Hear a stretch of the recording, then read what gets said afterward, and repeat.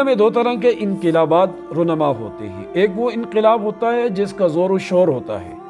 وہ انقلاب ہوتا ہے جس میں قتل و غارت ہوتی ہے، مار دھاڑ ہوتی ہے، خون بہے جاتے ہیں اور علاقے کے علاقے جو ہیں وہ زیر نگی کیے جاتے ہیں. اس کی مثالیں بہت ساری ہیں. نپولین کا انقلاب، خمینی کا انقلاب وغیرہ وغیرہ، بہت سارے انقلابات ہیں کہ اس طرح انقلاب آتے ہیں اور دنیا پر قبضہ کیا جاتا ہے، علاقوں کو اپنی تحویل میں لیا جاتا ہے. لیکن دوسری قسم جو انقلاب کی ہوتی ہے وہ خاموش انقلاب، وہ اخلاق سے پھیلتا ہے، وہ دین سے پھیلتا ہے، وہ دین کے جو اعمال ہیں ان سے پھیلتے ہیں. نبی پاک صلی اللہ علیہ وسلم نے دنیا میں جو انقلاب برپا کیا تو وہاں تو دونوں چیزیں تھیں. تلوار کا بھی اپنا حصہ تھا، جہاد فی سبیل اللہ کا، اور زیادہ کردار حضور علیہ السلام کے اخلاق حسنہ کا تھا کہ جس اخلاق کی وجہ سے بہت بڑے بڑے علاقے جو ہیں وہ مسلمانوں کے ہاتھوں میں آئے اور وہاں کے مکین باشندگان وہ اسلام کے اندر داخل ہوئے. آج بھی دنیا کو ایک خاموش انقلاب کا سامنا ہے، اور وہ خاموش انقلاب وہ تبلیغ کا انقلاب ہے جس نے دنیا کی حالت بدل کے رکھ دی، دنیا کا نقشہ تبدیل کر کے رکھ دیا، دنیا کی کایا ہی پلٹ دی. کہ ایسے علاقے جہاں کوئی مسجد نہیں تھی، ایسے علاقے جہاں کوئی اللہ کا نام لینے والا نہیں تھا، ایسے ممالک جہاں بڑے بڑے شہروں میں سینکڑوں کلومیٹر کے حساب سے کوئی مسجد نہیں ملتی تھی، وہاں مسجدیں بنی، وہاں مدرسے بنے، وہاں دین کا بول بالا.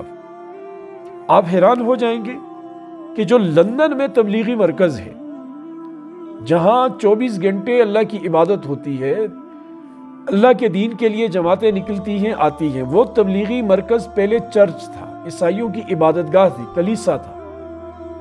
وہ چرچ کلیسا خرید کر اسے مسجد میں کنورٹ کیا گیا اور اس کو مسجد بنائی گئی، تبلیغی مرکز بنایا گیا. یہ انقلاب ہے. کینیڈا کا جو تبلیغی مرکز ہے وہ بھی اسی طرح ہے کہ وہ بھی وہاں کے عیسائیوں کا بہت بڑا چرچ تھا، مسلمانوں نے اسے خریدا اور خرید کر مسجد بنا دی اور تبلیغی مرکز بنا دیا. ہالینڈ کے اندر جو اس کا دارالحکومت ہے وہاں بھی جو تبلیغی مرکز ہے وہ تبلیغی مرکز سے بننے سے پہلے عیسائیوں کا چرچ تھا، اور مسجدیں تو لاکھوں کی تعداد میں ہیں. یعنی صرف یو کے میں غالباً کوئی 1000 کے قریب مسجد یا 500 سے 1000 کے درمیان جو مسجدیں ہیں یہ وہ ہیں جن میں اکثریت وہ پہلے چرچ تھے، ان کی عبادت گاہیں تھی، انہوں نے فروخت کر دی ان کی کمیونٹی نے، مسلمانوں نے خریدا اور خرید کر اسے مسجد بنا دیا، اور جہاں اللہ رسول کی بات ہوتی ہے. اور یہ سب بہاریں ہم نے تبلیغ کی وجہ سے دیکھی کہ تبلیغ نے ایسی حالت بدل دی کہ بندہ حیران رہتا ہے. اور آج دنیا یہ کہنے پہ مجبور ہے کہ یہ جو تبلیغ کا کام ہے نا، یہ دیمک کی طرح کفر کو نیچے سے کھوکھلا کر رہا ہے. یہ کفر کے گھر میں، دل میں اپنا گھر بنا رہا ہے. وہاں ایسی جگہ جہاں نقاب نام کا تصور نہیں تھا، جہاں برقعے کا کوئی کنسپٹ ہی نہیں تھا، پردے کی کوئی اہمیت ہی نہیں تھی، تبلیغ نے وہاں پردے کی بہار لے آیا. تبلیغ وہاں پردے کی بہاریں لے کر آیا، اور تبلیغ نے ان بے پردہ بچیوں کو دوبارہ تبلیغ کے اندر پردے کے اندر شامل کیا. وہ لوگ جن کی کئی نسلیں مرتد ہو چکی تھی، تبلیغ کی برکت سے وہ واپس اسلام کی طرف آئی. آپ نے وہ کارگزاری سنی ہوگی، مشہور کارگزاری، جس کا مختصر خلاصہ یہ ہے کہ یہ UAE کی ایک جماعت جب رشیا گئی، روس گئی، وہاں مسجد گئی تو وہ مسجد بند تھی، تالا لگا ہوا تھا، اس کو زنگ لگا ہوا تھا، اوپر مٹی. انہوں نے کسی طرح تالا کھولا، اندر گئے اور مسجد دیکھنے کے لائق نہیں، مٹی کے ڈھیر لگے ہوئے اور انبار، گند اور یہ سارا کچھ. انہوں نے مسجد صاف کی. صاف کرنے کے بعد ایک ساتھی جب کھڑا ہوا اذان دینے کے لیے، اللہ اکبر کی صدائیں بلند کی، تو پورے علاقے میں ایک عجیب سی ہلچل سی پیدا ہو گئی.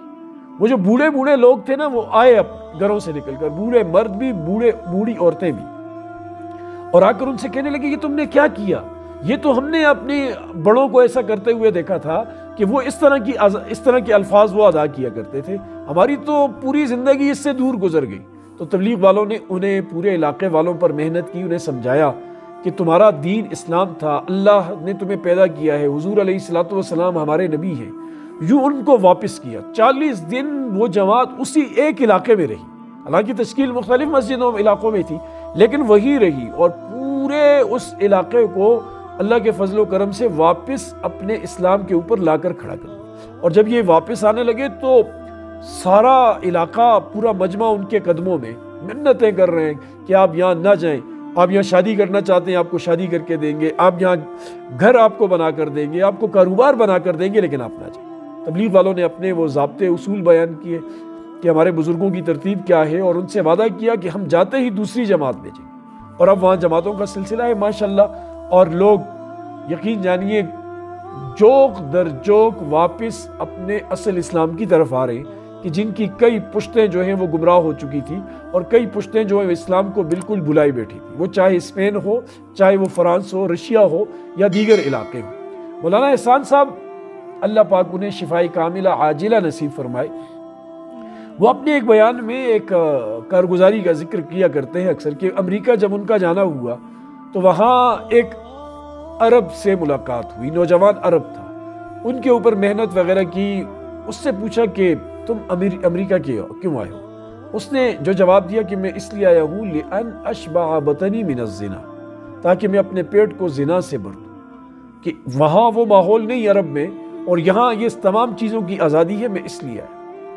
وہ سن کر کیا کیفیت مولانا پر گزری ہوگی، ان کے ساتھیوں پر۔ اسے محنت کی، ان کو اس گند سے نکالا، واپس لایا۔ یعنی وہ عرب جو عیاشی کے لیے یورپ جاتے ہیں، جب واپس آتے ہیں چہرے پہ داڑھی بھی ہوتی ہے، سر پہ پگڑی بھی ہوتی ہے، لوگ حیران رہ جاتے ہیں کہ یار یہ کیا ہے۔ تو تبلیغ ایسے ہی ماشاءاللہ سے اصلاح کر رہی ہے، اور ایک انقلاب انسانی زندگی کے اندر پیدا کر رہی ہے۔ اس کے ساتھ وابستہ رہیں، اس کے ساتھ کوشش کریں، آپ کا وقت لگے، آپ کے بچوں کا وقت لگے، یہی ہماری عوام الناس کے لیے بہترین ہدایت کا ذریعہ ہے۔ اللہ پاک ہمیں عمل کی سمجھ کی توفیق نصیب فرمائے۔